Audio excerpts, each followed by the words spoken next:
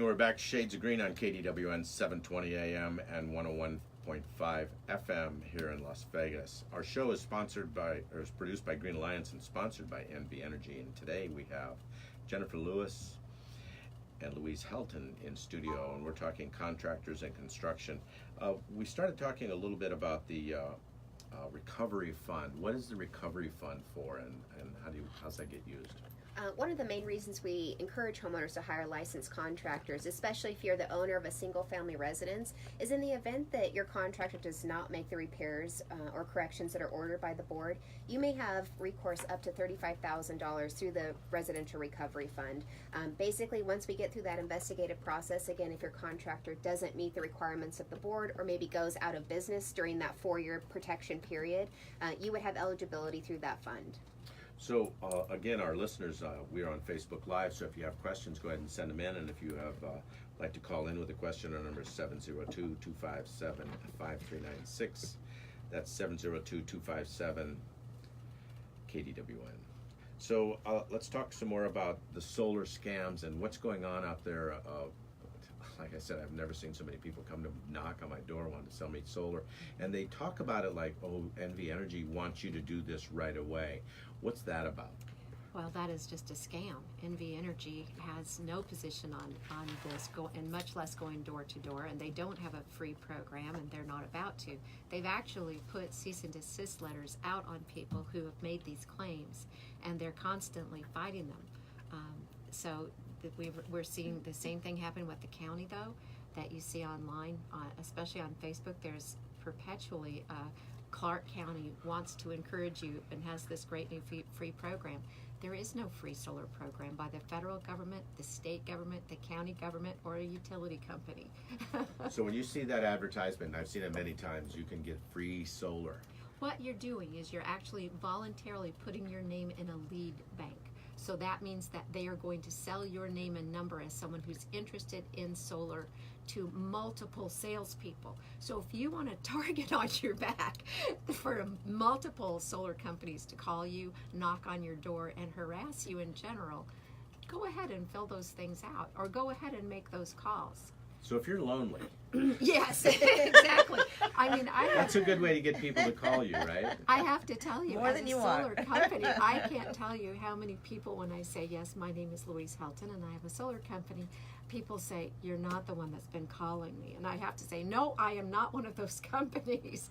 But they're out there and they're calling a million times a day, and they're building what's called a lead generation data bank of interested parties who, once they have your name and a few bits of information, they can build out a lead identity for you and sell that to multiple companies who will then come after and try to sell you opportunities to have solar. You know, I was just going to say, with regards to the rebates, just as we encourage you to verify your contractor, go to the source. If they're claiming to be affiliated with NV Energy, contact NV Energy directly. Contact different programs where these rebates may be coming from. Do your own research online to the source directly, because rebates change frequently. There may be limitations, there may be specific requirements that you may or may not be eligible for, and understanding who actually gets that rebate. Does the rebate go back to the contractor? Is the rebate going to the homeowner through a tax incentive program?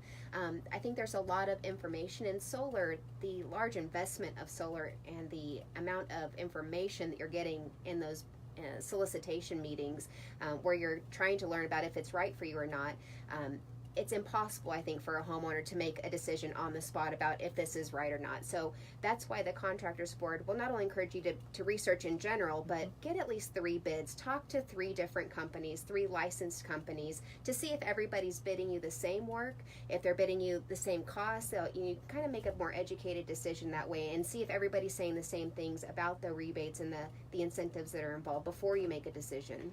And anybody who's making a last-minute decision or a same-day decision on solar is not doing themselves any service at all. Most solar sales in companies that are actually have integrity, those sales processes, the average from the first time that you talk to a customer to the time that you close the deal is 6 months. Mm-hmm. People are needing to learn a lot. In the meantime, you're needing to educate the customer about many things, and you're not trying to sell them overnight. Anybody who's pressed into making a deal today should just walk away. So I had this happen early on. If a contractor comes in and tells you what they're going to do and then points out a scope of work and then gives you 3 options and asks you to pick one and sign today, that's a problem. Red And flag. I had this, and I looked at the guy and I said, I've been in sales for 35 years. You're not going to close me in my own kitchen. Here's what you're going to do. You're going to put all these offers in an email and send them to me, and I'm going to sleep on it. So you always want to sleep on any offer that's given to you. Never take any offer anywhere, whether they have a license or not.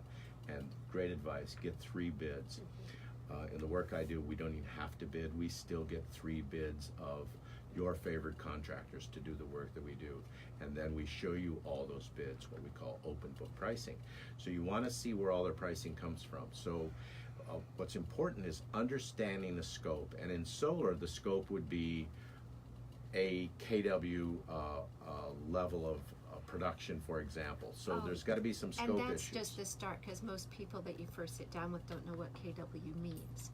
And you're not familiar necessarily with the type of equipment or the whole process of how solar is generated, much less how it's going to impact you or how you size a system.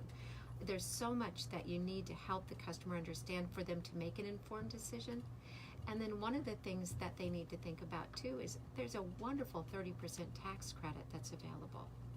But that takes thoughtful timing to decide how you can best absorb that, and having a chance to confer with your CPA or your accountant on how you can best really plan for this. So there's a lot of thought that needs to go into having solar installed on your home. I think far more than certainly having something else done to your house, like replacing your air conditioning units, for example, that people are that's pretty straightforward and people are a lot more familiar with. But there again, there's a scope of work being done, and if you're going to have 3 contractors, if you're getting a 5-ton unit by one contractor and a 6-ton by another and a 2.5 by another, you're going to have different prices. Right. You need to Yes. know why those prices are different. Yeah.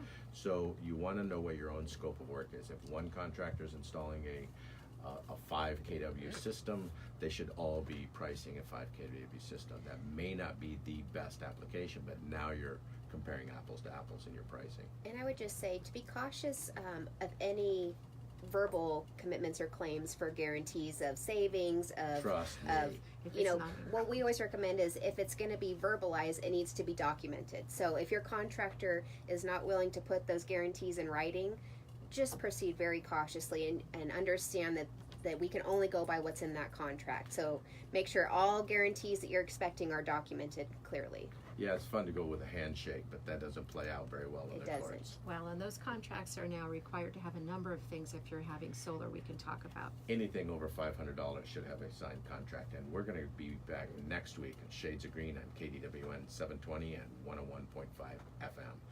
Have a great week and keep it green out there.